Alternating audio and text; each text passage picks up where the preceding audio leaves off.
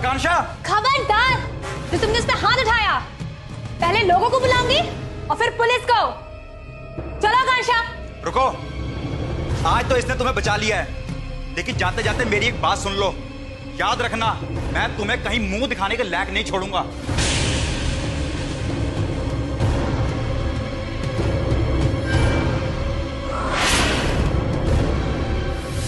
और उसने वही किया जो उसने कहा था। आकांक्षा का चेहरा बिगाड़ दिया। रहता कहाँ है ये राज? अंधेरी में। डायना, तुम यहीं पर इंतजार करो। आकांक्षा को होश आए तो उसका बयान। मैं साहिल को लेकर राज के पास जाता हूं। ठीक है।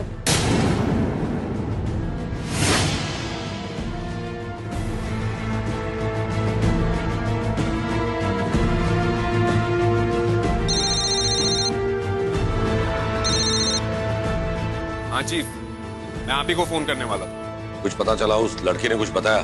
चीफ, वो लड़की अभी इस हालत में नहीं है कि वो कोई बयान दे सके, लेकिन हाँ, उसकी एक सहेली श्रेया यहाँ पर थी। उसने हमें बताया कि आकांक्षा का उसके पति के साथ झगड़ा था।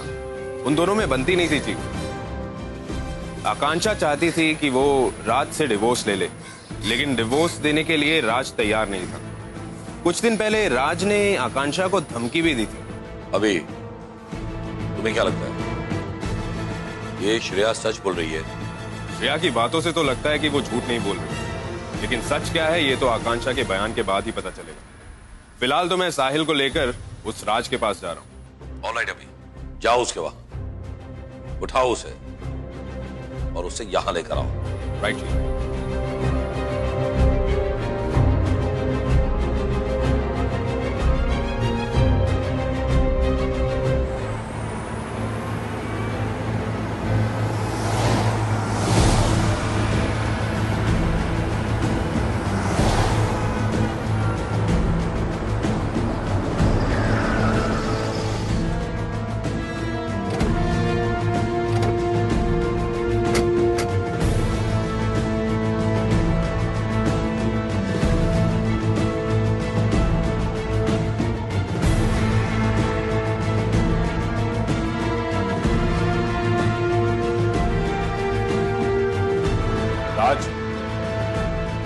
कौन हो आप लोग? इस तरह बिना मुझे अंदर क्या चले जा रहे हो? कौन हो तुम? अभी बताते। ये हो क्या रहा है? शुक्र मना के तेरे मुंह पे सिर्फ शराब फेंकी है, एसिड नहीं, जैसे तूने अपनी बीवी के मुंह पर फेंका है। व्हाट? ये क्या कह रहे हो आप? ज्यादा बोला मत बंद। हम जानते हैं आकांक्षा के चेहरे पर तूने तेजाब फेंका है। देखो, ऐसा मैंने कुछ नहीं किया है। ये किसने कहा आपसे? उसकी दोस्त श्रेया ने। उसने बताया हमें तेरी बीवी के साथ बहुत झगड़ा था। धमकी दी थी ना उसे कि उसे किसी को मुंह दिखाने लायक नहीं छोड़ेगा। हाँ सर, वो तो मेरे मुंह से गुस्से में ऐसे ही निकल गया होगा। मेरा यकीन मानो, मैंने कुछ नहीं किया। अच्छा, अभी ऐसे नहीं मानेगा।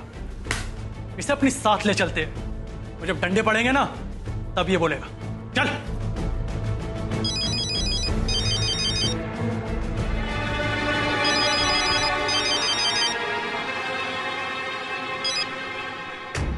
Hello,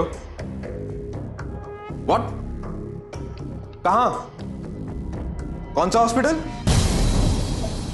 okay. क्या हुआ? साहिल, एक और औरत के मुंह पर एसिड फेंका गया है।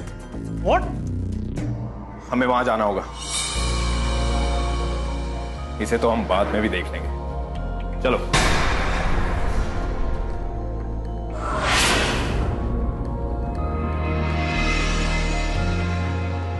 घबराओ मत, कुछ नहीं होगा। सुनो, तुम्हें मैं हूं, तुम एकदम चिंता मत करो, कुछ नहीं होगा।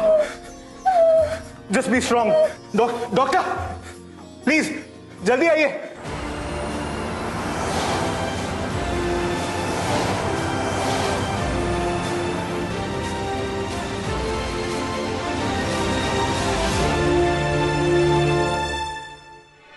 एक्सक्यूज मी,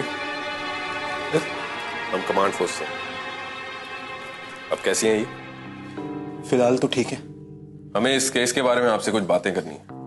कहिए। 2 मिनट बाहर आएंगे? चलिए।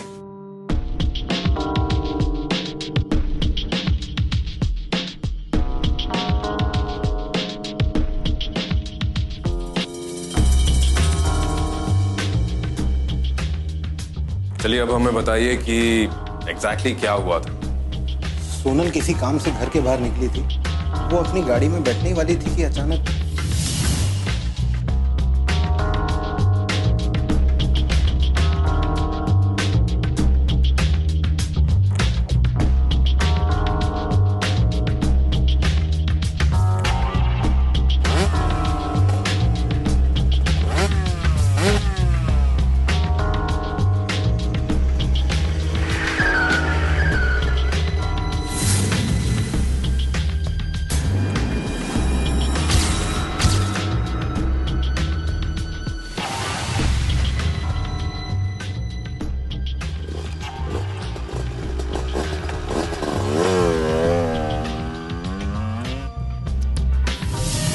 मुझे जैसे ही पता चला मैं उसे यहाँ लेके आ गया। क्या उसका किसी ने चेहरा देखा था? हमारे घर के बाहर एक कचरे वाला था, उसने उसे देखा था, लेकिन शक्ल नहीं देख पाया क्योंकि उसने हेलमेट पहन रखा। लेकिन उसने उसका नंबर नोट किया है। गुड। क्या नंबर? ये MH04EM1002।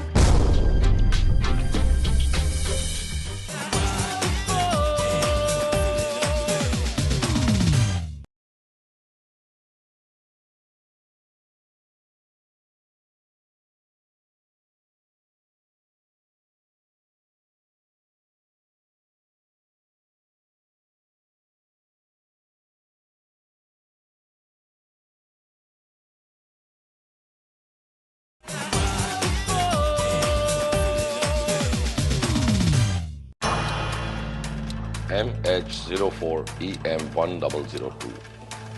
ये उसी बाइक का नंबर है चीफ, जिसके बाइकर ने सोनल के चेहरे पर एसिड फेंका था। उसके पति ने हमें ये नंबर दिया। गुड। इसका मतलब ये कि अब तक तो इस बाइक के बारे में सब इंफॉर्मेशन हमारे पास आ गई होगी। नहीं चीफ, हमने पता करने की बहुत कोशिश की, लेकिन शाम होने की वजह से आरटीओ ऑफिस बंद हो चुका था। हाँ, तो इंटरनेट से पता करो। चीफ, मैंने इंटरनेट साइट पे भी चेक किया, लेकिन वो साइट खुली नहीं रही। कुछ सिस्टम एरर आ रहा है। चीफ, लगता है कल सुबह तक इंतजार करना होगा। नहीं, अभी कल सुबह तक हम इस तरह हाथ पर हाथ धरे बैठे नहीं रह सकते। एक काम करो, पुलिस कंट्रोल रूम को फौरन इस बाइक के बारे में इन्फॉर्म करो। किसी भी हालत में ये बाइक शहर से बाहर नहीं जानी चाहिए। और इस शहर में जितने भी बाइकर्स गैंग हैं, उन सभी को राउंड अप करो। शहर की सड़कों पर चलने वाली हर बाइक के पेपर्स और लाइसेंस चेक करो।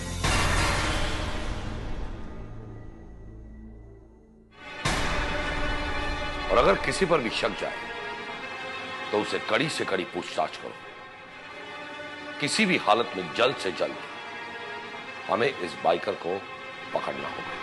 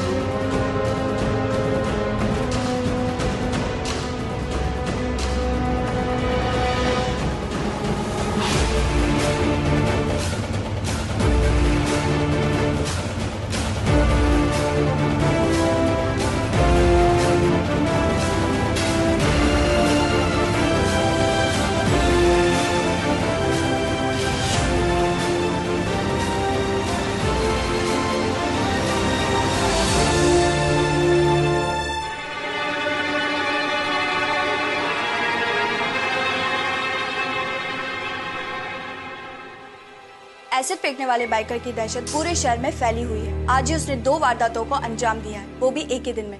पुलिस और कमांड फोर्स उसे ढूंढने में जी जान लगा रही है।